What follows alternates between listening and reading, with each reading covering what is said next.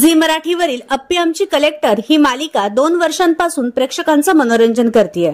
या मालिकेतून घराघरात पोहोचलेली अभिनेत्री म्हणजे शिवानी नाईक। नुकतंच तिला ही मालिका कशी मिळाली याबाबत खुलासा केलाय।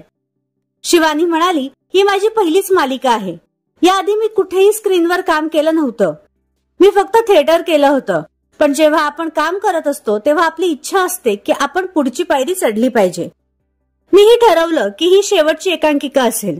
माझं खूप वर्षांपासून ठरलं होतं की मी प्रमुख भूमिका करेन आणि तीही झी मराठी मालिकेचीच।